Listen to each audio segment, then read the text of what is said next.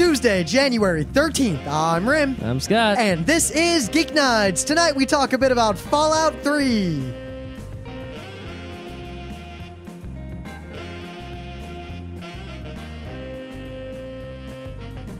Let's do this. So, over the Xmas holiday, one of the things I did is I bought gifts for some people, and I got Emily a copy of Chrono Trigger on the DS. It's weird how I didn't really have any desire to play that game again. I mean, I played that game like 40 times. I didn't play it 40 times, more like 4 times, and mostly the only I'll put it this way: I played. And even though I knew there were a zillion endings, one of the only reasons I was actually able to play it again was because of Plus Mode. Yeah, Plus Mode. Well, what I was about to say, I played through the whole game maybe 3 or 4 times in my life. One time when I was living alone and I had nothing to do and I had an emulator, but I played Plus Mode 36 times. Yeah, Plus Mode. Because I would just go around like, hey, I'll go beat that boss just because it'll take me like 5 minutes to get there. Yeah, that's, I think that they should just have the option of just starting the game Plus Mode. That way, you can get all the goodness without having, the best. Because Chrono Trigger, while it's probably the best Japanese RPG game, you have to beat the game. It has JRPG BS. You have to beat the game at least once the real way, or else Plus Mode is just stupid. Yeah, because then you just go into the bucket right away and win a game over in Plus Mode. Like WTF, mate. Yeah. If you play in real mode, then you just... But one thing I can say that I didn't expect was watching, because we have another friend, Jess, who hadn't really played this game before. So I'm watching the two of them play this game, and I'm seeing it again from those kind of virgin eyes. I mean, I think back to the game, and I remember it being good and awesome and enjoying it, but seeing someone else play it and starting to remember the sort of all the firsts, like the first time I encountered certain things, like I think the iconic moment for me was when I got back from saving the girl in the past, and I go to the courtroom thing, and that guy walks out. That guy whose lunch I ate. And I remember thinking, what the fuck? What's he doing here? Oh, shit. I can't believe it. Damn it, damn it, damn it, damn it. I can't believe eating the lunch mattered. I can't believe it. Or, but you're still hungry. Oh, you're still hungry. How about that guy who races you? Oh, my God, with the Mode 7? Yep. I love that. Also, Gato. He has metal joints. We should put the Gato song in. Oh, my God. I'll find it. I got it. All right. Even though apparently I was catching up on Old Fast Karate, and apparently Dave downloaded the entire... I mean, I downloaded the entire OC Remix collection in, like, 2002. So I haven't updated my OC Remix collection since then. Apparently he downloaded the current collection, and he's going through every song trying to find the good ones. Yeah. Apparently the ratio of good to bad has only decreased over time. Uh-huh. Duly noted, I'm giving up any plan. I'm hoping when he finishes, I can ask him for his complete perfect collection. Oh, that's not a bad idea. That's what I got to do. So Godspeed, David Riley. Godspeed. All righty.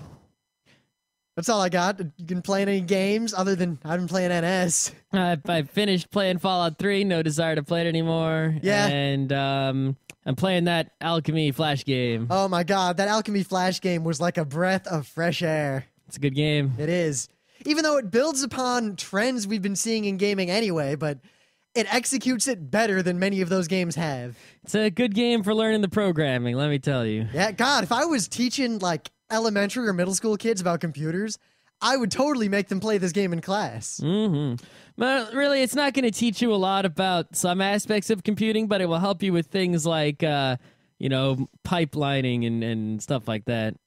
It'll teach you about the logics. Yeah, it's hard to think about it sort of as functions, even though they're there, but it doesn't, it's like there are functions here, but it's hard to see them unless you know. But ideas like race conditions are very apparent to even someone who's never heard of a race condition before. Oh, indeed. They won't know to call it a race condition, but they will know. But they'll know what that thing is. And they'll throw in some weights. Actually, it would probably help you with some Quake scripting to play this game.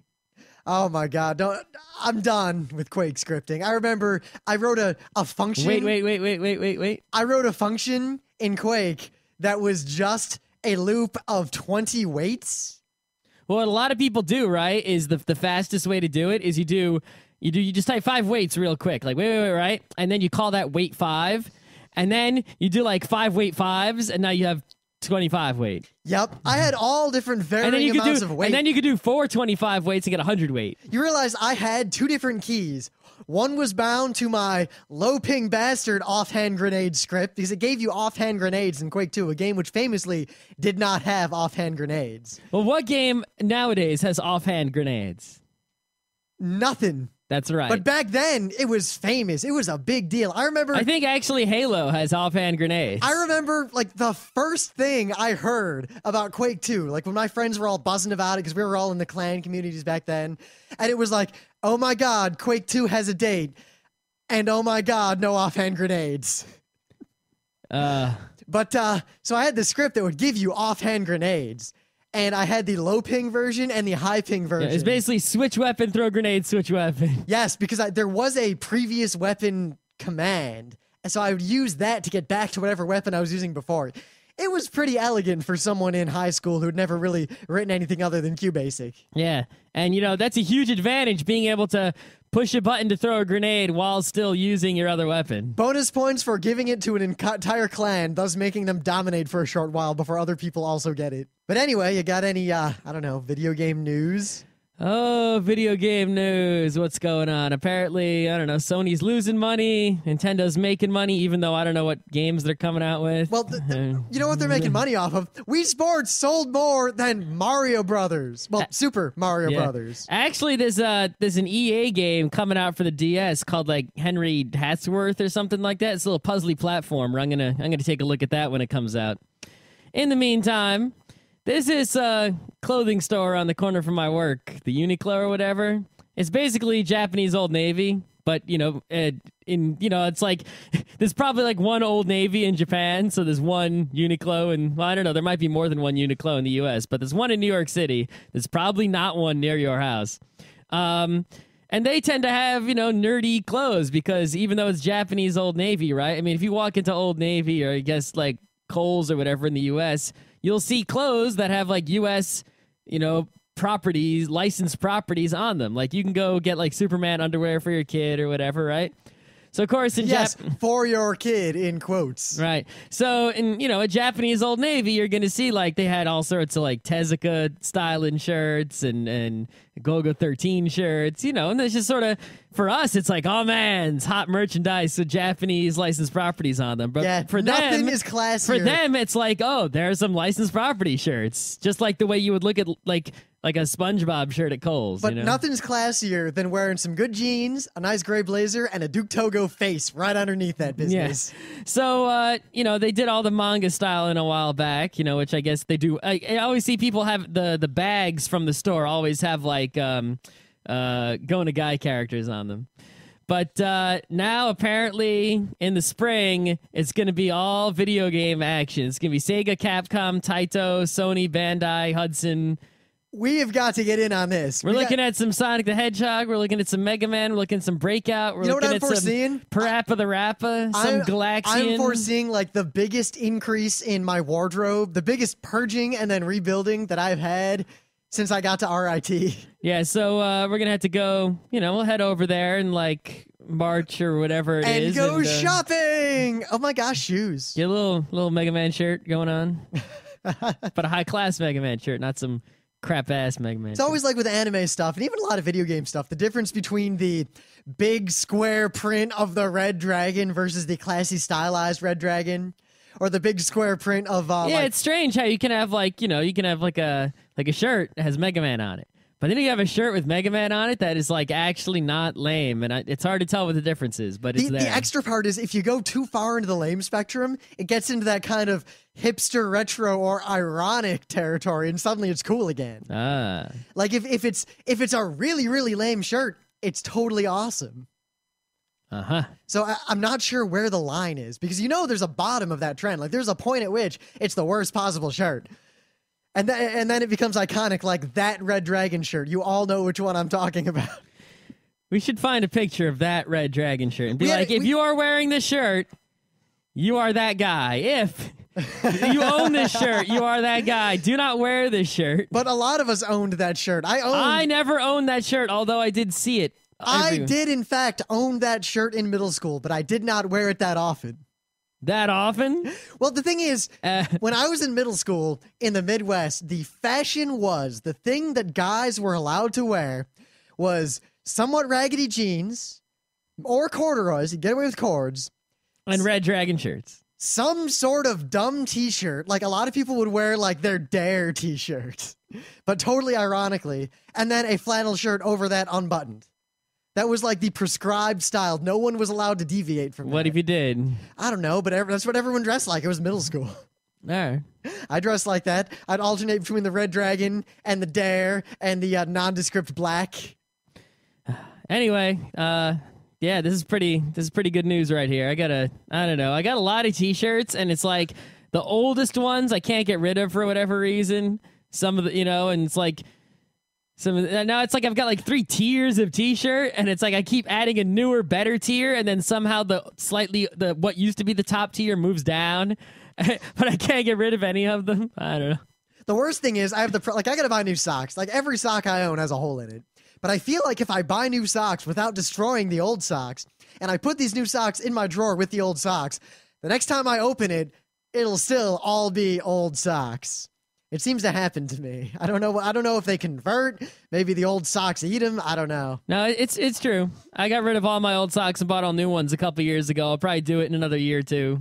It's a very good idea. Doesn't help that to this day I can't figure out which Visigoth it is, but one of our friends invariably will leave like the worst, most stretched out crew socks ever. I don't know how people wear such thin, useless socks. It's like you're better off wearing no socks. But they're so stretched out. They've got to be either they must either have club feet and we don't know about it. Yeah, that's another thing. Like such stretched out socks. It's like a sock needs to be like, You can buy one size bigger, dude. If the sock is stretched out, then it must be like falling down around the ankle. It's like, first of all, I get socks that don't go very high up, except in the winter, right? Oh, come on, you gotta rock the knee socks. And if they do go up, they gotta stay up. They can't be flopping down. Do you remember the Seinfeld about that? Yes, I was in fact referring to the Seinfeld about that. Well then, but moving on back to video games a bit. It finally happened. Now, no one didn't see this coming. There were rumblings about this in like July of last year that this would happen. Mm-hmm. But Wrath of the Lich King is coming to Fallout 3. There is an expansion, well, actually multiple expansions, pay downloadable content for the single-player game Fallout 3. It is here. We're going to have it. Well, depending on the price, I mean, is that really any different from an expansion pack?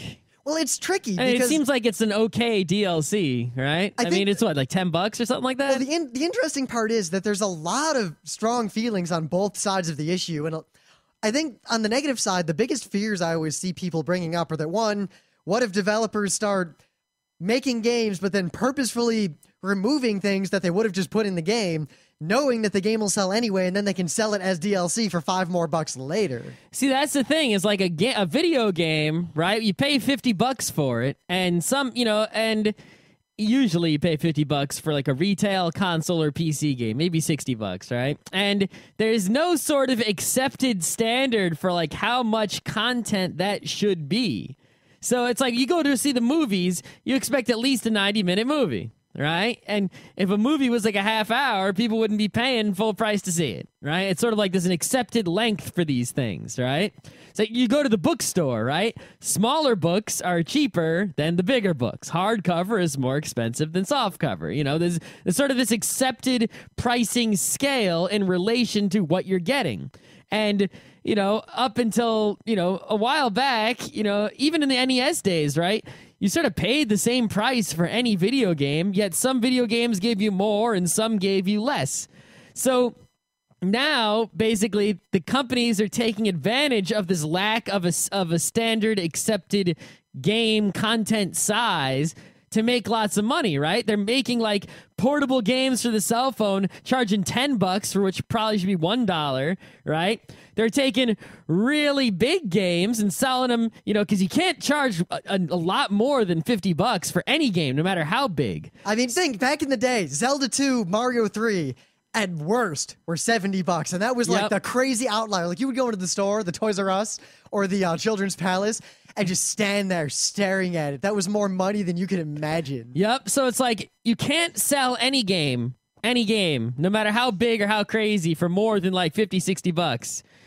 At least at once, right? You could do a subscription. But you Or if can't, it's you one of can't those- charge a one-time fee. That's If it's too one of those boutique games, I mean, I remember back in the day when I was playing like The Realm and all those old MMOs, someone made a small. Well, yeah, like fancy flight simulators can be like $100, you know, stuff but like that. There were a few like closed muds and closed like little MMOs where you paid like $100 or so, and then you still paid a monthly fee, but they were like these walled garden, private, like awesome communities. Yeah, No, but I'm talking about it for a normal video game for PC or console. You know, it's going to be $50-$60 is the most you're going to get away with. I definitely so agree. when people want to make a game that's bigger than $50 or $60, right? Because I mean, Fallout 3 is really big. I mean, a lot of stuff in that game repeats itself, you know, but it's a really big game and it took a long time and a lot of money to make. So they want to make more money. They can't charge more than $50 or $60 at once because no one's going to pay. So they've got to sell sort of $50 worth and then sort of sell you more later in order to get more than the $50. Yep. Otherwise, they're not going to be. They're going to have to make the game smaller. Of course, it also really depends on what it is that they're selling. It is. I mean, At the same time, though, some other people, right, are going to make some $20 game and sell it for $50 because $50 is what you can get away with, and there's no standard for it. And I really think we sort of need to have some sort of market pressure that pushes, you know, the games, you know, to lower in price and higher in price based on what you're getting. you know, it's kind of like the issue they have on the iTunes store where everything is priced at these few, like there's few price points. And actually, this really relates to the stock market because I just did a whole bunch of training on this. We were talking about decimalization. Now, that was when regulations changed, and it used to be that you could only trade at certain price points. So, like, every, say, I'm not going to get into the details, but say every eighth of a cent, those are like the minimum intervals you could jump. A lot of board games have the same thing, like Amon-Re. You can bid, but the bidding change. Like, if you want to outbid someone, you have to outbid them by a certain amount. You can't say. You can't bid like a $50. It's the $1 is the least you can bid. Yes, but when they introduced decimalization, they said you could bid down to the penny. So instead of the prices being forced to fall into these categories of, like, for video games, the $5 game, the $20 game, the $50 game, the $60 game, there are $5 games, there are $20 games, there are $45 games. But it's not like there's regulation forcing video games to be this way. The market is kind of enforcing it with these semi-unrealistic expectations. Where people expect games to cost $50 and include X, or cost $10 and include Y. Like, and that's part, I think, what's holding back a lot of like Nintendo downloadable content, like the Xbox Live stuff even, is that you could make a really awesome game in there, but you can't sell the game for more than a certain amount, or people will just not even look at it, even though it might be well worth the money. Yeah, that's why you see something like Wario Shake, which is pretty good, but it came out for $50 on the Wii when it probably could have come out for $30. It's like, you know, it didn't cost them $50 because I mean, look, it cost the same exact price as Twilight Princess, which obviously cost a zillion more dollars to make than Wario Shake It. Yet it's the same, you know, for the same console.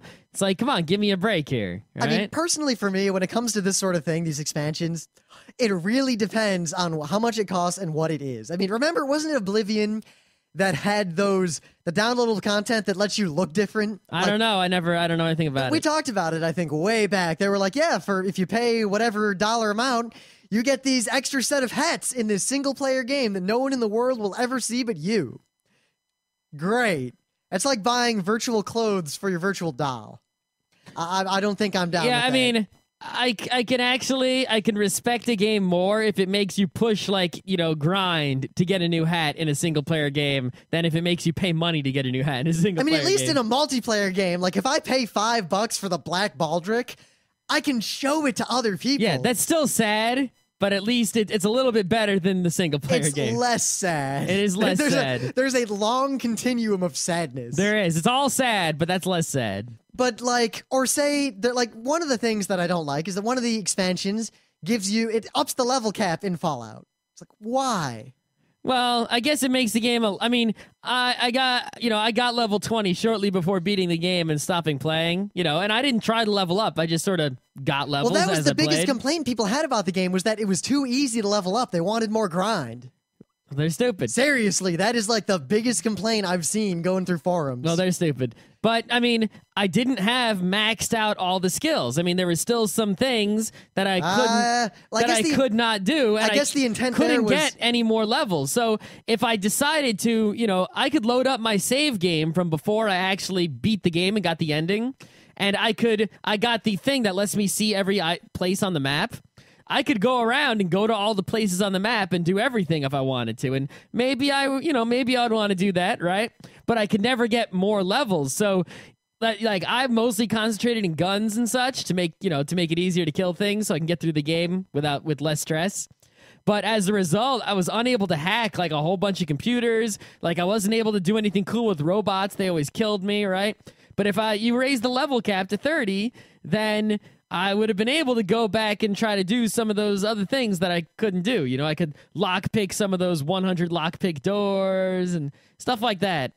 And, you know, the thing is, why does that cost money? All you do is change a number in the game, literally. Well, I think and now I can go up to level 30. Ta-da! I think the original intent of this was that you're supposed to play through the game like in old Fallouts multiple times, kind of being a different person. Like, I'll be the hackery guy and go through the whole game like a hackery guy, or I'll be the evil badass. I'll go through the whole game as the evil badass. See, the thing is, I watched all the game endings because this, you know, when you end, unlike other Fallouts, I've heard that after you beat the game, you keep playing. In this Fallout, when you beat the game, it's done, and you have to, if you want to keep playing, you have to load a save game from before. Well, depending on what you choose, that makes sense. Well, yeah, but so I beat the game and I got the goody ending because I was a goody guy, right? I was like the best goody you could be, even though I freaking blew everyone's brains out who was bad.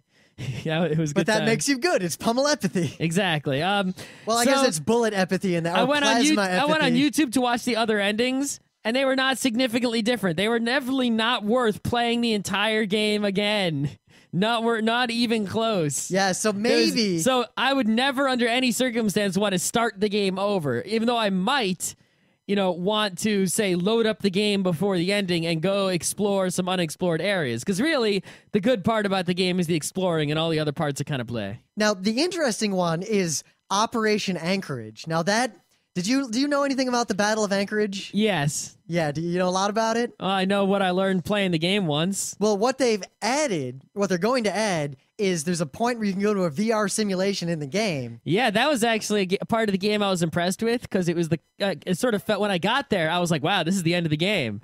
And it totally wasn't. Even though in other games, that would have been the end. So.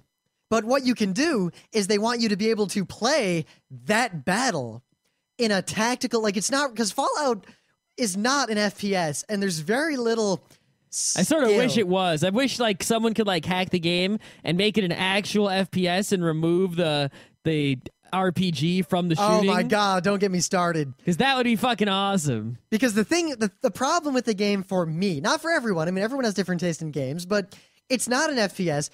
Fallout 3 requires zero really skill. It's just a game of you do the right basic options, fight things and level up in the right way, manage your ammo right, and you won't lose or die unless you do something really stupid. Unless you go somewhere where there happens to be extreme danger. Like, a lot of times I'll speed walk somewhere and there'll be really dangerous guys, and then you can't escape and you die. But nothing you can do about that. Yep, but as a result, the game doesn't require any skill. You're not better at the game by the end of it than you were when you started. But what this is added... Well, other than having more goodies. What this is added is an actual tactical game where you make a squad and you pick your team members, like snipers, heavy weapons guys, whatever. You give them orders or tactics, and you play this kind of strategy, tactical, simulate the battle game. Yeah, I don't know if strategy or tactical is going to be. I don't think so either. But what's interesting is that they're basically, if this is to be believed fully, adding a real-time first-person strategy fighting game to Fallout, which is otherwise an RPG. The thing is, it's not a strategy if it's all RPG'd. Well, I don't think it's all RPG'd. I mean, I think it's going to take place in the simulator. The simulator was no different than the outside of the game. Yes, except that it'll give you the weapons and things that fit for that world. So you have the same loadout. What'll make the difference is what points you attack or where you go, what teammates you choose. Quote, the player will be able to choose from a limited resource pool what type of team members will accompany him on several missions within the simulations. Choices include different troop types like snipers, heavy weapons. They'll also be able to make tactical decisions on how to deploy these troops in certain situations. That sounds to me like a lot of games these days. They do things that for most lay people appear to be strategy and tactics. And they'll even, they'll say, oh, the game's so strategic. Normal people will say that. But from a actual game perspective, which few people understand, there's actually no strategy. Like, someone will make a really complex rock, paper, scissors, and someone will be like, oh, this game's so strategic, not realizing it's actually just a complex rock, paper, scissors. Well, actually, it's funny because I'm about 3/4 of the way through an article on Stratego for an upcoming project. And which is really just a complex rock, paper, scissors? No, actually, what I'm writing a lot about how when in suboptimal play, and this is true across many games, in suboptimal play, there's emergent behavior and emergent tactical thought and emergent options that don't exist among skilled players. So by playing games that are above your level, by playing games where you are a novice or you are not strategically optimal, the game is probably more fun. And the end result is that you should play games that are above your mental level because you'll have more options, more tactics, more thought, and the game will generally be more interesting for you. Yeah, that's true. If you play a game that you're perfect at, there's no thinking about strategies because you already know what there's no strategy. Or the other way around, like Stratego, the game is strategic at the high level of play. The problem is there's no tactics. You might as well just set up your two boards and then everyone just turn their pieces around and you can figure out who would have won. Well, playing the game is sort of because there's no way to figure out by looking at how you set up the board who was going to win. You'd have to actually. I would argue that mathematically there is. Mathematically, but you don't. It's not an easy thing to do. Like you can't. Like if I just set up the board and flipped it over. Could you just say, oh, so-and-so won? Maybe for some configurations, but not all. Yes, so playing it is sort of figuring out who set theirs up better. Yes, it is. But the thing is, when you're playing Stratego, when you're an optimal player, the playing of it is not a game. No, it's not. It is just following the algorithm that will tell you which original starting setup won the game. That is correct. That is all it is. That is correct. That's what I was saying. So once I write a program that does that, we've solved Stratego. Yes, that is also correct. But anyway. It's a lot sort of like NFL football versus college football. It's like in college football, there's all sorts of crazy shit going on. It's real interesting for spectators. It's real interesting for players. You have a lot of different options. A lot of different plays become feasible. I actually make in the NFL where the players are far superior, right? And everyone knows you can't pull these shenanigans because the other team is too smart. Unless they're like, the Chiefs or something. The analogy I make... You can't... so your options are far, far fewer. The analogies I make are one, like a child playing chess where you put your queen in a spot that'll get something and you hope the guy doesn't notice. Yep. That's a strategy that works when two kids are playing chess. It doesn't work if you're playing chess against an adult. No, it doesn't. Or... like in Little League, the trick plays. Yeah, right, that's a perfect example. In Little League baseball, right? Well, in any baseball, right? It is perfectly legal. Let's say you got to walk, right? So someone throws 4 balls, you walk to first base. And then just start running to second, oh my God. And then just start running to second. You can do that. There's no reason you can't do that, right? You have a free walk to first base, but you can try to keep going to second. You can't balk, but at the same time, what if you did some sleight of hand and the pitcher's standing there, but he don't have the ball? The guy at second base has the ball. Oh. Yeah. Right? So that shit doesn't fly in the major leagues. Notice in Major League Baseball, everyone walks to first base slowly and calmly. But in Little League Baseball, they run to first base. And a lot of times, they'll just keep running to second because the Little League kids, it works on them. So that's it. It's these extra options are available when you play play with amateurs. And in professionals are playing and smart people are playing. These options are not there. However, I feel like while Fallout 3 is not going to do this, there is potential for that sort of game. It's like a meld between the Marines of NS, but with a more single-player commanding from the front lines perspective. Yeah. I got a lot of vague ideas about it, but nothing concrete yet. See, I'm not really interested in like an expansion pack like that gives you like this battle to do. I would be if I were more interested in the history of the world. I would be interested in the other expansion pack, maybe that sort of lets you keep playing after the game and adds a whole bunch more quests and maybe even adds more land to the map Like more stuff. That might be worth, as long as it's cheap, like $5-10, depending on how much they give and how much I feel like it, that, and if I can load up my old character and I don't have to start again, stuff like that. Maybe I'll be interested. It looks like it's going to be 800 Microsoft points or 6.8 pounds or 9.6 euros. So it's like $20, $18, something like that. Well, it depends. That could all change any day. Yeah, we'll have to see.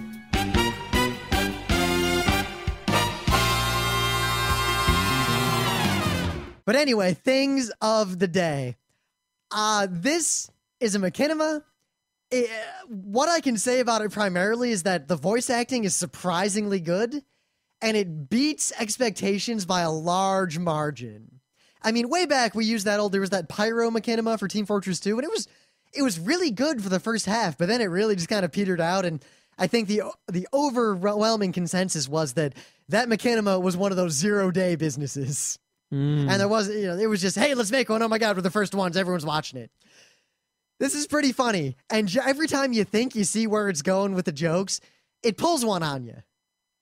Yeah, some of the jokes are obvious, but some of them are pretty clever. Yeah, I don't know. I really like the thing that the blue team has built because they're bored. Yeah, that is classic. And that's what FPSs are all about. Oh my God.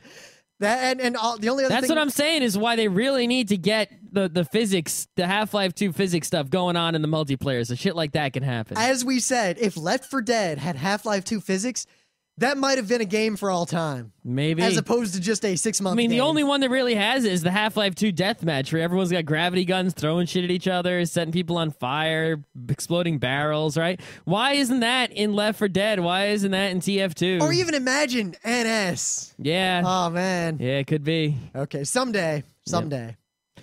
All right, so you know how people always talk about villains being stupid, right? Like, why doesn't, like... Well, obviously none of them are Rezo. Well, yeah, it's true, except for Rezo. Or maybe Shabernigdo. Maybe Shabernigdo. Well, I guess, yeah, he wasn't stupid either. He was like, well, here it is. There's the thing that can be destroyed. But I mean, think about like Koopa, right? Why doesn't he just send like all the like spiky beetles all at once? So why does he does he just make a pit so big Mario can't jump over it? I have the answer to that. Because if he made it, it's a 2D world, right? Why does he just send 10 Hammer Brothers at once? Mario can't possibly beat them all. It's a 2D world. If he made a pit bigger than anyone could jump across, he's basically made a pit in the world that no one can cross, cutting off that part of the world forever. That's fine. Make 2 big pits no one can cross with Mario in the middle. But how's he get food from the 2D farms? I mean, you got to think real world. Like, one thing Mario is on this tiny spit of land. On both sides of him are pits he cannot cross. How do I build it? Mario's there, and Luigi's there, too. Even if the world is 2D, it's still round. Scott, did you see the Mario opera? Mario and Luigi will fuck you up if you get anywhere near them. No, Mario's coming at you, right? So you're way ahead of him. You build a giant pit he can't cross. You run around the world. He's still heading towards your giant pit. What if he sends Luigi in the other direction? Luigi can't go backwards. You can't go backwards. Maybe you can. No. Yeah, maybe. No. Maybe. No. Anyway, the thing I always hear people say is, why don't you just send Booze after him? Because you can't kill Booze unless you got a hammer suit. Exactly. 2 Boos at once, right? He's trapped in the middle. One other reason for that? Bowser can't control Booze for crap. I'll bet Bowser's afraid of Booze. That's the reason you only find scary stuff in those mansions. That's right. But anyway, and Koopas that got lost in there. Remember that Flash video that was like all the Koopa underlings were like, fuck you, Bowser, we're doing it our way, and they freaking tear Mario a new hole? Yep. Yeah, that was a good one. So someone was saying, hey, why doesn't Dr. Wily just send all the Robot Masters at Mega Man all at once? Right? That makes sense. Right? Because the doors holding them in can only be opened by jumping into them. Well, yes, that's true. But, why doesn't he send all the Robot Masters at once? Then how would Mega Man possibly beat them, right? It's like, sure, he could try to, like, shoot the Metal Blades a whole bunch, and Bubble Man might get axed, but it's not going to do much against, some of the other guys. Well, apparently we have the answer. Well, not only do we have the answer, right? Instead of doing a Flash video with some stupid lame joke like that Mario Flash video, this guy actually hacked the ROM so that you fight it's called Mega Man 2, Rockman 2 Neta. A Japanese guy did it, of course. And it's a ROM hack that lets you, as Mega Man in Mega Man 2, fight every single Robot Master from Mega Man 2 all at once. They all appear all at once. You fight them all at once. You have all the weapons, though, right? Which is sort of like wrong because they're still alive. So how do you have their weapons? I don't know. But you fight them all at once. And the thing about it that's pretty funny is that it is actually beatable. It's like you think, oh, you would just die instantly. It's like fire would come at you, quick boomerangs would come at you, Flashman would jump on you. But no, what happens is, remember, it's Mega Man, and especially if you play the Mega Man X games, one of the biggest strategies you'll use in a lot of things is you get hit by something, now you're invulnerable for a few seconds. Yep. So you're basically invulnerable for the majority of this fight. Yeah, because it's like you kill Bubble Man, right, with your metal blades, and then you get hit.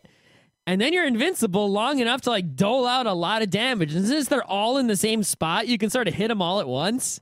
So you just have to go through the list of all the different weapons that destroy the people. And spoilers, Metal Man totally gets punked by his own metal blades. Yeah, it's true. I remember when I figured that out as a kid. Yeah, so in this, there's a little video here that shows you someone beating it.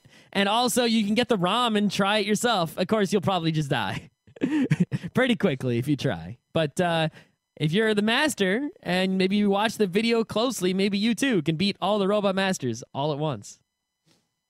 So to continue our discussion of Fallout 3, since we both played a quite large bit of it. And Scott, I played the whole... Well, I didn't play the whole thing, but I beat it. I got to the ending. Yeah. I did not go everywhere and do everything. I know the ending, but I did not get to it yet because I've been going around doing everything. Well, what part were you at? The part I was at the moment was I had gone and done the whole Mr. Tenpenny thing. You didn't do that, did you? Well, I went up there eventually, but I didn't really do anything up there. I just went up and I was like, oh, here's that place Rim was talking about. All right, I'm leaving. I like that place a lot. And even though I think I agree with Scott Johnson that the story there is bullshit, even though it teaches you a valuable lesson about not being a nice guy and not being tolerant. All right, well, let me sum up my thoughts in this game, right? First of all, Fallout 1 and 2, I've tried to play those, and I've never had success. I tried to play them back in the day, and I tried to play them recently. And while playing them recently, I had a slightly larger measure of success. I was just too frustrated with that crap to deal with it. You know, it's like a lot of people really like those games, and they're like, oh, they're classics. Oh, they're so great. They're not, you know... They don't do it for me. So Fallout 3, the only reason I was sort of giving it a chance was because it was like all FPSing, and I sort of felt like actually exploring the world, you know, by walking around. That was what was going to do it for me. That was the biggest plus for this game. That was the reason I thought Scott might enjoy it, actually, was that he played, the original Fallout. You know, everyone was bugging him, so he downloaded it, he played it, and the first thing I remember him saying was, wait, so I can't just walk around the world? That's bullshit. Yeah, it's like I got to click on the town, and then you click on another town, and you just sort of quickly teleport from one town to another, but sometimes there's random encounters in the middle. It's like, well, I guess it's better, you know, at least in Final Fantasy, right? There might be random encounters as you walk from here to there, but you're having the fun of exploring a map and picking up treasure chests, and you're sort of seeing things for yourself. In this game, it's like, I don't know. And there's a lot more, in the older Fallouts, it was a lot more RPG grinding, you know, because it's like, click on the rat again. It was like slow Diablo, really, you know? And that sort of was annoying. Yeah, that's one thing that I was a little disappointed. The FPSing of this game mattered a lot less than I didn't expect it to matter much, but it didn't matter at all. It was basically just turn-based combat. Yeah, that did annoy me, because, like, I felt like I was FPSing. It controls like an FPS, right? But like, there's a difference between cone fire and, Counter-Strike has cone fire. Your bullet is going to be in this area, right?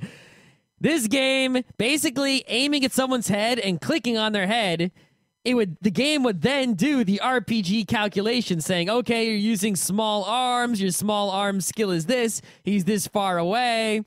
So the percent chance of you hitting his head is this. Let's roll the dice. You did not hit. And then after it did all that, the bullet would fly off into the middle of nowhere, right? There were instances where I was crouching and aimed perfectly at someone's head who wasn't paying attention with a missile, and it would just fly right past him, like way off into the sky. And he's just like, what the fuck? My aim doesn't matter for shit. But I guess, for me, I enjoyed the game a lot because of the exploration at first. Like, when I first walked out of that vault, and start and realize I could go in any direction. I see that elevated highway going off in the distance, and the first thing I thought was, hot shit, I gotta get up there and walk along that thing. I look to the right, I see this big tower. I'm like, oh man, I'm totally gonna check that out. But I guess what disappointed me was it wasn't as bad as games like Oblivion, in that there was a lot of stuff to do, but the vast majority of anything, any feature on the terrain anywhere out there was 100% non-interactive. Yeah, that, and it's After like... I spent an hour exploring, I didn't explore anything really for the rest of the game except for plot stuff, because it was all like unless I found a computer that told me something, or a person that told me something, or an item that did something, the world itself was just cookie cutter all over the place.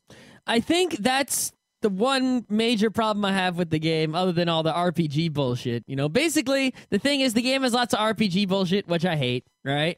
But the thing is, I mostly ignore all that, and the explory part of the game sort of makes up for it. Now, the thing that bothers me, right, I think the one way the game could really improve the most is that you have this big world, right? But the world really is static. It doesn't change. It is as it is. And the only way the world can change is if you change it. And you literally, all you do in this game is go to different parts of the world and decide how and if you are going to change that part of the world. And sometimes, you don't actually know what the result will be of your actions in terms of changing the world, but you're making a decision, change the world for the better or the worse. What action are you going to take? Now, and the world is non-living. It's like other characters in the world are not making decisions and changing the world in any way. Like, I can go into a random cave, right? It can be full of bad guys, but they're not right in this spot at the moment, right? I could take all my goodies, like a whole pile of bottle caps, 1,000 bottle caps, and put them in an unlocked locker, and come back to the game, like literally, like I can just say wait in game time, and like wait weeks and weeks and weeks, and travel around the whole game world and come back. It'll be in that locker. Because there's no characters exploring things like me. There's no one doing anything. Well, I have two things to say to that. But first, I would like to remind you about a game that came out a long freaking time ago. The Blade Runner game for the PC. Do you remember that game? I remember the trailer for it because it was on a CD for another game I had. But you don't remember the game because the game shtick, the big deal about the game was that the plot was determined when you start, like the truths about the game world were not static, and you might or might not be a replicant, and other people may or may not be replicants. Oh, man. So that's the first thing. So the game theoretically would have near infinite replayability. But two, the game was played in real time, and while you were walking around and talking to people and doing stuff, the other protagonists or antagonists, the other active characters, were also doing stuff. So if you find out that so-and-so is going to meet so-and-so in the alley at night, and you go there, they're going to be there. Or if you don't go there, they're going to be there and conduct their business, and now that changes the world. I mean, some of the stuff in the game is time sensitive, but it's like, it doesn't matter what day it is. No, it's but like, this was more it's like this day and this night, and some stuff is at night and some stuff is at day. But other than that, it doesn't. No, but this was more like if you go to the person's house before they go out to meet the guy, you'll meet them like outside of the place they were at. Like they go through the game world in real time. It's tracking what everyone's doing. So your goals are constantly fluid, and it was a really, really, really ambitious game. And a lot of those mechanics I don't think are really possible yet on a real scale. The game was there is a way the game was ass, but that was just because of the limitations of the technology. There is a way that's possible. It's called multiplayer. No, you know what it's called? It's called a massively multiplayer online role-playing game. The problem is, what we know an MMO to be is not that. In fact, there was just that article on Slashdot talking about like server optimization for MMOs, and they made a really, really telling point that I think they said something like 95% to 99%, like the vast majority of player interaction with the game world in World of Warcraft, for example, is 100% parallel. Very few people are interacting with very few other people at any given time. And while the game has a lot of people in it, there's no actual massively multiplayer part going on. No, it isn't really massively interactive. It's just a lot of players playing much smaller games next to each other. I think something else, right, that sort of differentiates at least a Fallout MMO compared to, say, a World of Warcraft MMO, right, would be that in Fallout, the player, right, modifies at least the game world, right? So if you at least had a Fallout MMO, it would be a little bit better than a World of Warcraft, because in World of Warcraft, the world is static, right? We all beat the same boss over and over again, right? Everyone beats the boss hundreds and hundreds of times. In Fallout, there's a big monster somewhere in a cave, let's say, right? Someone goes and kills the monster in the cave. Someone else shows up. There's a dead monster in the cave, and all the loot is gone. Scott, people have been putting forth that idea since the beginning of MMOs and even since MUDs. The problem is it doesn't scale well, and the cost of creating that much content is so prohibitive compared to... That's why the content has to be the other players, right? Well, that big monster has to be somebody. That is the fundamental problem. If you make an MMO like that, remember the rule, like 95% of people will consume. 4% will interact and 1% will contribute. Man, if there was an MMO like that, I would like sign in. I'd be like, I want to be the cave troll today, and I'd go and I'd find a bridge, and I'd be like, I'm the cave troll. I'm gonna harass anyone who comes over this bridge. So I'm sort of just deciding like a role for myself, and I could, someone else logs in. And they're like, today I'm gonna be the king. Like, I'm the king today, and they'll be all kingly. I think one way to do that would be if you had a large set of NPCs that were NPCs all the time, unless a player took charge of them. Or another way, and that was it. Another way would be if you had a world that was still massively parallelized, like World of Warcraft, but it was parallelized into discrete game worlds or discrete game areas that themselves were 100% either player-created emergent content or in-world, changed in the context of the world irrevocably by players' content. So 50 different groups of 100 people each could all play the same World of Warcraft storyline world through, but each one, the events are 100%, nothing is done except by the drive of players themselves. Mm-hmm. But all those things don't make a lot of money compared to a game like WoW, so that we're not there yet. All right. So then I also want to talk about, right, whenever people talk about Fallout, they talk about, oh, you can do anything, right? It's so great. It's like you can just go in there and kill everyone. You don't have to, go like on the railroads compared to, say, Final Fantasy, right? And compared to Final Fantasy, that is true, right? Final Fantasy, this is the story. We deliver you the story. You just get through it. In Fallout, you do have choices, right? But you can't do anything. That is BS, right? I mean, the choices are sometimes interesting, sometimes not interesting, but there is always choice, right? For example, there was a mission with like a tree I had to deal with, right? And I could kill the tree nicely, like it wanted me to. I could kill it painfully. There was an old lady who wanted me to like rub something on the tree instead of killing it. There was an old man who wanted me to rub something different on the tree instead of killing it, right? It's like I had these choices, but there really weren't any choices that weren't scripted by the game. It's like, like killing things is always an option. So the game sort of always has a way of dealing with that because you have weapons, but you don't really have any way to interact with the world besides shooting things or dialogue. So really, the game is just a scripted, like, tree of events, not this sort of unscripted free-form thing, because all your options are defined by the dialogue choices or by shooting things. What other way, I guess there's hacking and lockpicking sometimes science can sometimes let you do something differently, but those are also defined tracks. Plus, those really, they're no different than, the old Quest for Glory games where you have the same game world, but you can play as a fighter, a thief, a mage, or a paladin. And depending on which one you choose and what skills you have, there are 4 different ways to solve every possible problem in the game.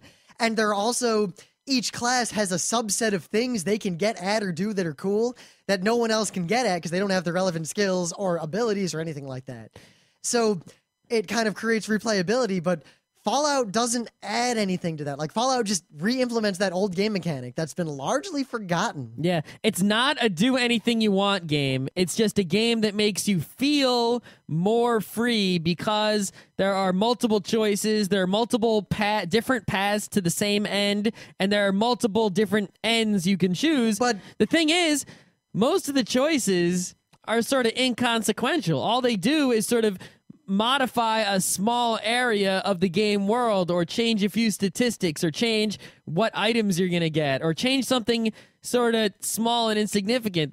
Well, that was what Yahtzee kept saying. There's no end sense of the game, permanence. only like 2 or 3 choices you make actually change the ending, and the ending is a small video that you can watch all the different ones on YouTube, so who cares which one you get? But like Yahtzee was pointing out, and I tend to agree, there's no permanence or feeling that you're accomplishing anything, because almost everything you do in the game, like you said, changes a small part of the world. So like this area either has trees or doesn't or whatever, or these slaves are either free or they're not, or the ghouls or the people in Tenpenny's Tower. But little things like that. And the radio will say like, oh, he's the saint, or oh, he's the devil. They're really good at doing a lot of atmospheric things and sort of things that make you go like, hey, cool. It's sort of the same thing you get when you like get superhero comic books, right? It's like you read a superhero comic book where, say, Spider-Man beats up, I don't know, the Lizard, right? Lizard Man, right? The guy with the lab coat. And then you're reading, say, I don't know, Daredevil, right? And in the newspaper in Daredevil, you see like a picture of the Spider-Man beating up the Lizard, and because you read the Spider-Man comic, you're like, oh, cool, right? But this has been going back for a long time, Scott. Paperboy calls it quits. Exactly. It's the same thing in Fallout 3, right? There was this kid early in the game, and his parents got killed by nasty fire ants. So I rescued him and found him a new home. And then the radio guy was like, isn't the guy from Vault 101 great? He found this kid a new home. He's the best. And it's like, hey, cool. But it doesn't really change anything. Well, like I was saying, I can go to the kid. It's like now the kid is in his new home instead of being in his old home, but it doesn't matter really. Like I was saying, as Yahtzee also pointed out, there's no sense of permanence or change. What you get when you defeat these quests really is some more bottle caps and ammo and maybe a new weapon. Yep. And that gets old real quick. There really aren't a lot of different weapons, and you don't have enough skill points to be good with all of them. And it's like, if you're not good with the weapon, why have it? And it just more bottle caps. It's like, all right, listen, I've got a missile launcher and like 50 missiles. I've got a minigun. I've got laser rifles and plasma rifles and Gatling lasers. Really? I don't need... I can already hose anything down. Nothing can stop me. Anything that I have a mini nukes. I only used 1 mini nuke the whole game. I had like 4, right? There was nothing to use them on. There was actually one cool part where there was a gigantic super mutant. Why didn't they throw something? And that was not even near the end of the game. They should have thrown something even bigger at me towards the end of the game. Yeah. Instead, there's something really big on your side at the end of the game, which is way cool. But I'd rather would have had a bigger opponent. Yeah, I guess it's just that the story doesn't grab me that much because the interaction isn't enough. I mean, the story of the Fallout world is great, and a lot of the things you do in this game are really cool ideas, but they don't grab me enough because I don't have enough interaction. We might be asking too much of games like this. The technology just might not be there yet to make them in a cost-effective manner to where they can actually make money off of a game. I don't know. Yeah, the game, I mean, I did play the game the whole way through despite not liking Fallout 1 and 2, and I really liked exploring the world. Even though, like, the little side quests were, like, inconsequential, I still sort of enjoyed, like, exploring them. They were almost like little games in and of themselves, and some of them were better than others. Some of them I cared more about than others. But, like, if I didn't care about one, I could just leave it, Or... like, I could just sort of, go and just kill people if I felt like it. It's sort of a little cathartic FPSing, even though it wasn't FPSing. I tried to FPS and not use the stupid auto-aim thing as much as I could. I pretty much never use those things. Yeah. I mean, they were like, the game had lots of sort of art in it that was worth enjoying. Like, there's good music on the radio. There's... really good sort of short stories to experience. That's the way I sort of viewed the game and why it was worth playing despite the mechanics of it not being too exciting or it's anything. Kind of like a leveling up choose your own adventure book with really good art. Yeah, it's like this, good things to look at, good stories to be told, good things to hear. Well, funny most jokes. Most of the time, the voice acting was hit or miss. It was real good in some parts and like abominable in others. Yeah, well, yeah, it was, but I mostly didn't pay attention to the voice acting. A lot of times, I just sort of skipped and read the text. I think another area the game should have improved was that sort of I did sort of, I guess, things out of order, and then things happen that don't make sense. You know, for example, there's like a mission: go to Galaxy News Radio to find out what happened to your dad. Right? So I'm like, okay. So I can't figure out how to get there. Right? So I'm trying to get there. I can't make it. Right? And it's really dangerous over there. So I've got like 3 other missions to do, and they all say go to Rivet Town. So I'm like, you know what? I'm fucking going to Rivet Town. I go there. Suddenly, that whole Galaxy News Radio thing like disappears, and now because I went to Rivet Town, I must have jumped ahead. I must assume that if I would have gone to Galaxy News Radio, they would have told me to go to Rivet Town also. And there's a scientist lady, and I'm talking to her, and all the dialogue options, it's like I can sort of figure it out because I'm smart, right? And any human could sort of figure it out, you know, what they missed. Like, oh, I guess I skipped over this. You know, your mind can fill in the blanks because you know what's going on. But it's still discontiguous. Suddenly, I'm talking to this person like I know them, like I know that I was looking for them, even though I've never heard of them before, right? And even though I can put it together in my mind because I have this, you know, ability to recognize things, it's way choppy. And if like you did that in like a movie, people would be way confused. Like kind of like that time we watched a certain unnamed movie, but because of the DVD, we skipped the first like 15 minutes of the movie, so it didn't make any sense. Exactly. I remember watching the first half of the movie at the end going, oh, okay. Yeah. It's exactly like that. So, I mean, I guess I agree. I feel like the game should have been like, is another example, right? In the beginning, early in the game, there's a sheriff, right? And there's a guy in town who's bad. So you tell the sheriff about the bad guy. The sheriff goes take care of the bad guy, but then the bad guy shoots the sheriff down. So then you shoot the bad guy down. All right. Later, like okay, I guess that's over with. So I leave and I come back like a few days later, and like the sheriff's kid is talking to me, but the dialogue, he's talking to me as if he knows me. I've never met him before. I didn't even know the sheriff had a kid. I guess I was supposed to meet him earlier and missed him. So it's very startling. It takes you way out of it, you know, when stuff like that happens. The game should have sort of known that I hadn't met the sheriff's kid yet, and thus the dialogue should have been like, hey, I'm the sheriff's kid. You didn't meet me before, you know.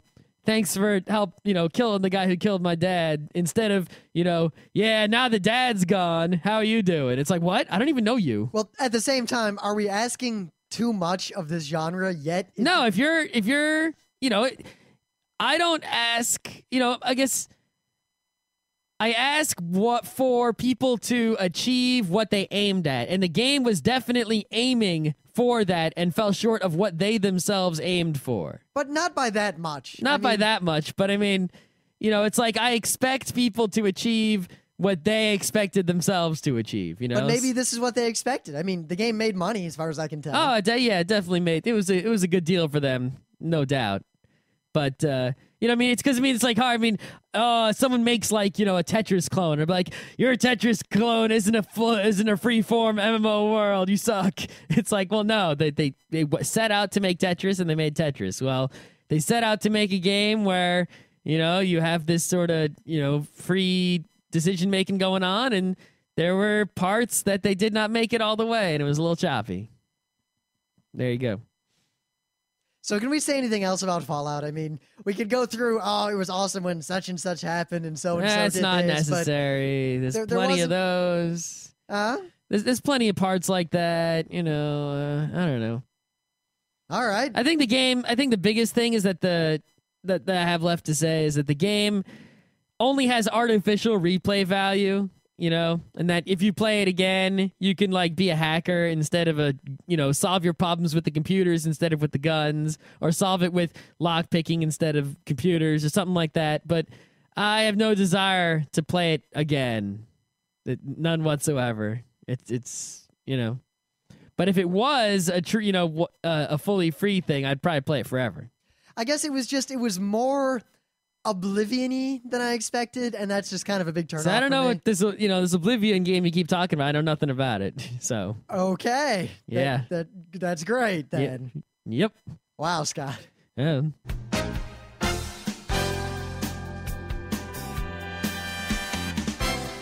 This has been Geek Nights with Rim and Scott. Special thanks to DJ Pretzel for the opening music. Be sure to visit our website at www.frontrowcrew.com, where you'll find show notes, links, our awesome forum, a link to our Frapper map, and links to all the RSS feeds. We say feeds plural because Geek Nights airs 4 nights a week, covering 4 different brands of geekery. Mondays are science and technology. Tuesdays, we have video games, board games, and RPGs. Wednesdays are anime, manga, comic nights. And Thursdays are the catch-alls for various rants and tomfoolery. You can send us feedback by email to geeknights@frontrowcrew.com. Or you can send audio feedback via audio. Just click the link that says Send Me an Audio on the right side of our website. If you like what you hear, you can catch the last 100 episodes in iTunes or in your favorite podcatcher. For the complete archives, visit the website, which has everything. Geeknights is distributed under a Creative Commons Attribution Non-Commercial Share-alike 2.5 license. This means you can do whatever you want with it as long as you give us credit, don't make money, and share it in kind. Geeknights is recorded live with no studio and no audience. But unlike those other late shows, it's actually recorded at night.